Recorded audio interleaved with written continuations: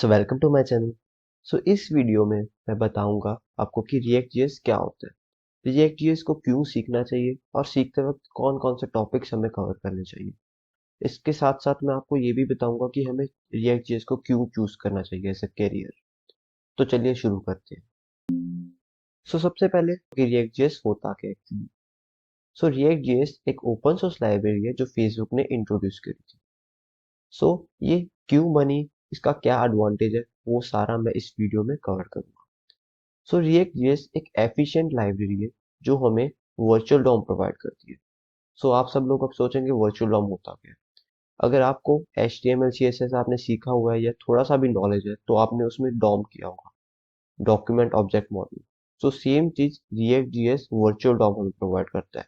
Dom के साथ साथ हमें वर्चुअल डॉम मिलता है जो कि एक बहुत ही फास्ट एंड एफिशिएंट वे है अपनी वेबसाइट्स को रेंडर करने के लिए। इसीलिए रिएक्ट जेएस एक ऐसी लाइब्रेरी है जो हमारी वेबसाइट्स को बहुत ही फास्ट करती है, उसकी परफॉर्मेंस इंक्रीज कर देती है। आगे हम कवर करेंगे कि रिएक्ट जेएस एक्चुअली में हमें चूज क्यों करना चाहिए और कौन कौन से टॉपिक्स कवर करने चाहिए।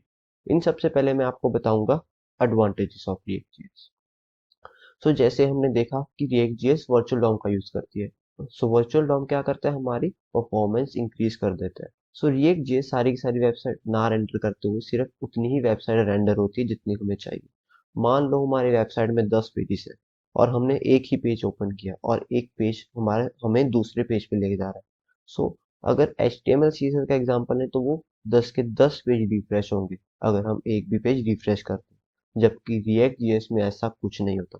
अगर हमें एक पेज चाहिए, एक पेज ही रिफ्रेश होगा और बाकी पेज वैसे के वैसे रहेंगे, जिससे हमें परफॉर्मेंस इंक्रीज हो जाती है। रिएक्ट जेएस का दूसरा एडवांटेज है रीयूजेबिलिटी। रीयूजेबिलिटी क्या होता है कि रिएक्ट जेएस में हम कंपोनेंट्स में काम करते हैं जिसमें हमें रीयूजेबिलिटी ऑफ कोड होता है।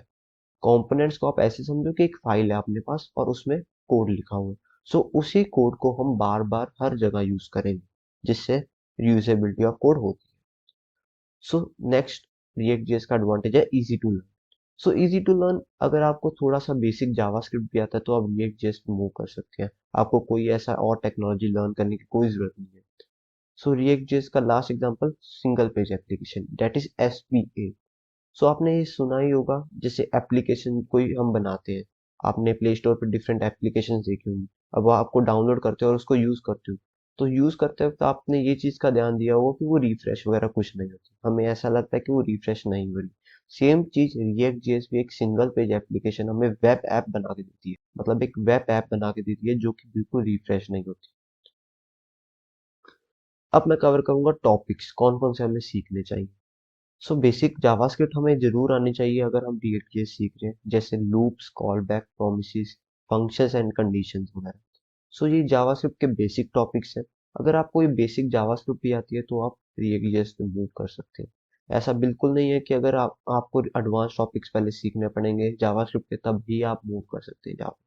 अगर आपको बेसिक जावास्क्रिप्ट भी आती है तो आप रिएक्ट जेएस पे मूव कर सकते हैं।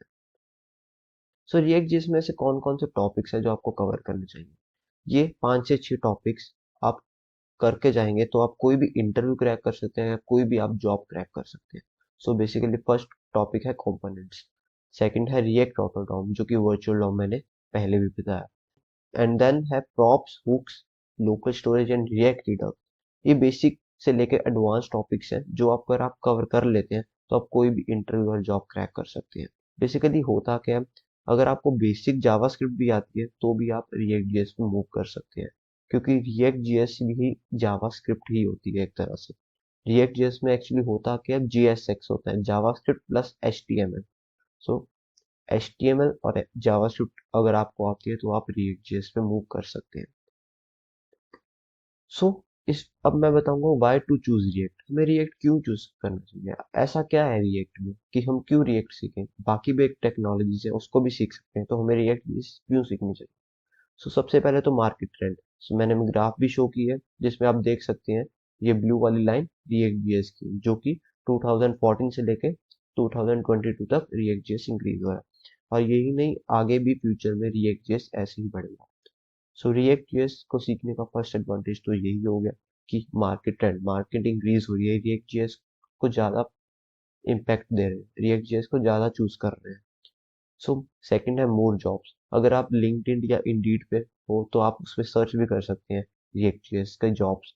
तो आपको ये देखने को मिलेगा कि एज कम्पेयर टू HTML और CSS और टेक्नोलॉजीज, रिएक्ट जेएस की जॉब्स हमेशा इंक्रीज ही हो रही है। सो लास्ट पॉइंट है HTML CSS आउटडेटेड। जैसा कि आप देख सकते हैं पहले वेबसाइट HTML CSS नहीं बनती थी, लेकिन जैसे ही ये फ्रेमवर्क्स और लाइब्रेरीज आ रही हैं तो उस हिसाब से HTML CSS आउटडेट हो रही है। सो रिएक्ट जेएस एक ऐसी टेक्नोलॉजी जिसको आप करते हैं तो आपको बहुत सी जॉब्स आगे मिल सकती हैं। एज ए कैरियर अगर आप रिएक्ट जेएस को चूज करते हैं तो बहुत ही एडवांटेज मिलने वाला है आपको। सो इस वीडियो में इतना ही। अगर कोई भी आपको डाउट है तो कमेंट सेक्शन में आप डाल दें, सो मैं उसका टाइमली रिप्लाई करने की कोशिश करूंगा। So all the best guys. Hope you like this video. So thank you.